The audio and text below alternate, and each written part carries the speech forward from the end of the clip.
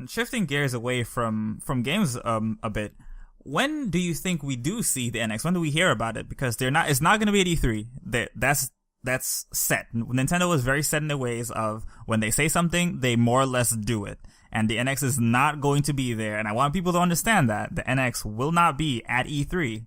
And yet everyone is going to ask anyway, as they usually do. But how long after E3 do we see NX? Do we see it at TGS, Tokyo Game Show, or those are the same thing? When is Tokyo Game Show? Tokyo Game Show is usually in September. That's what I thought.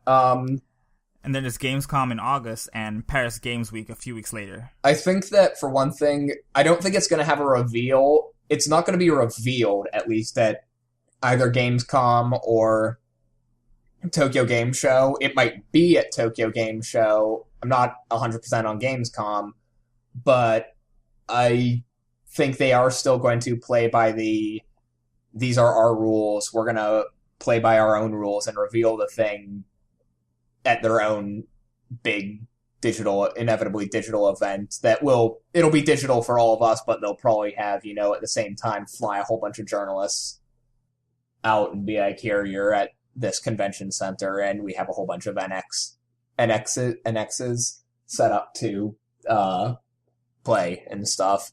So I think they are going to reveal it on their own terms. When?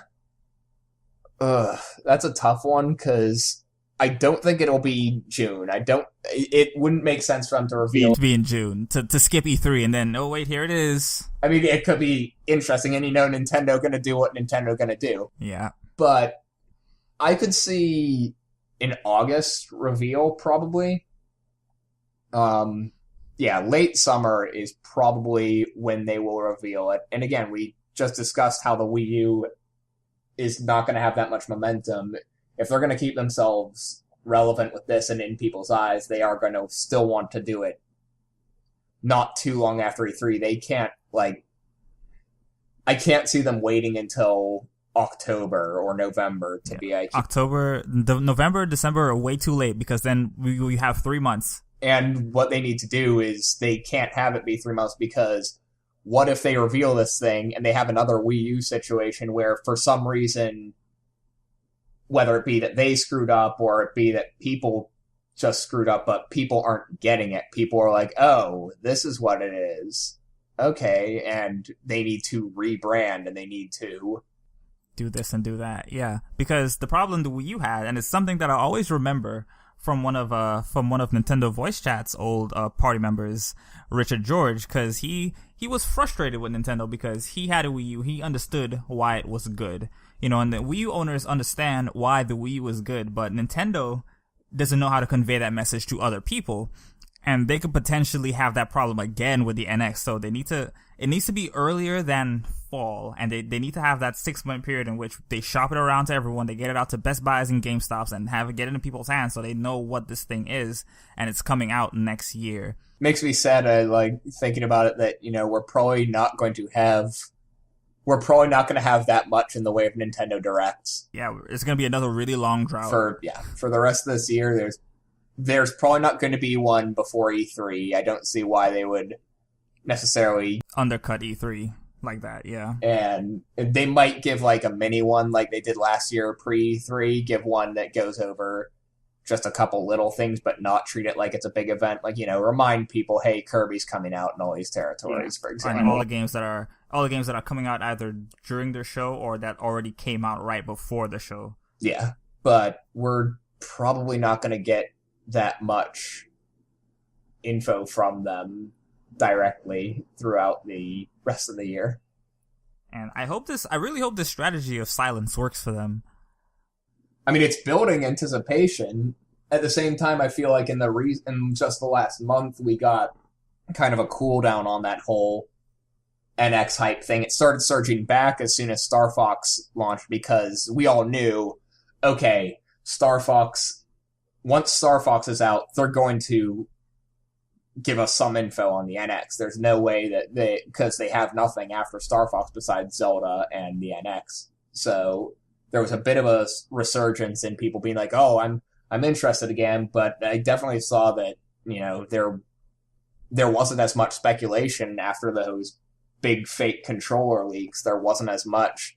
Like, there was even a big spec, quote-unquote, leak that had a whole bunch of stuff that it was, I guess, confirmed to not be true. There was more outrage than anything else. Yeah.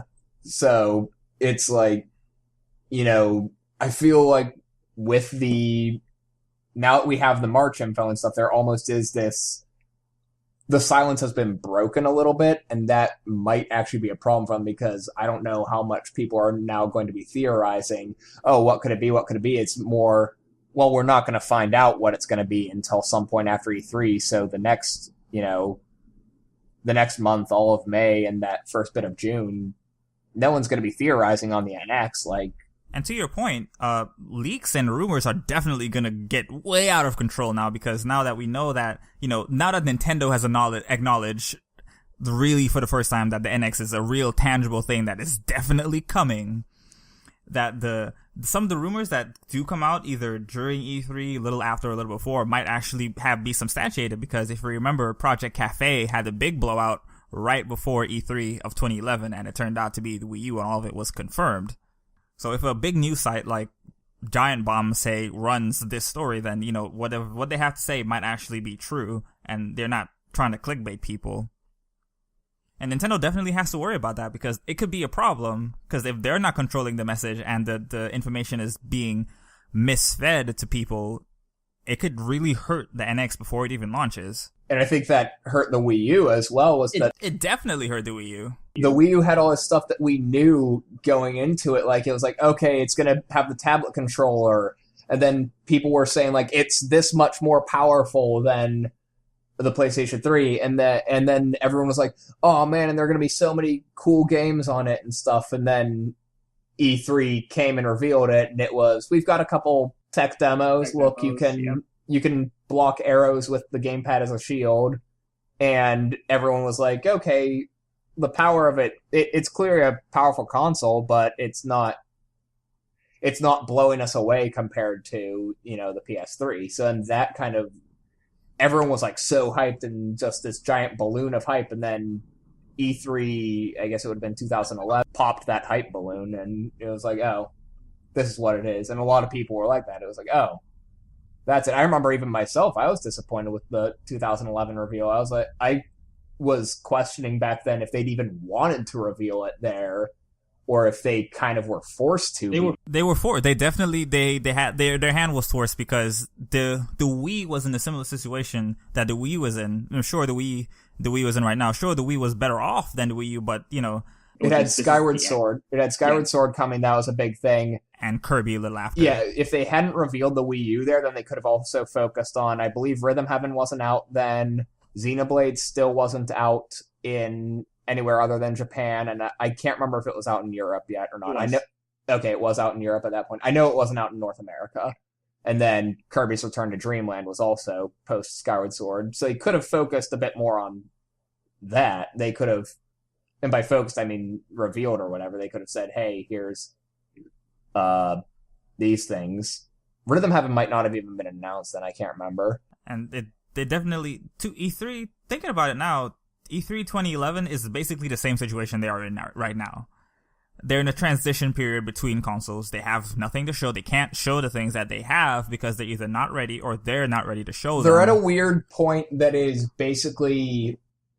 They're at right now a mixture of E3 2011 and E3 2012, where E3 2011 was basically there's nothing on the horizon for this current console, and then E3 2012 was like absolutely nothing on the horizon, but also here's the new console. So it was kind of a mix. So we're kind of at a mix of that. It's like they're really not going to have anything to show off for Wii U except, again, focusing on Zelda and being like, hey, guys, get Zelda for Wii U, and then also maybe get it for NX.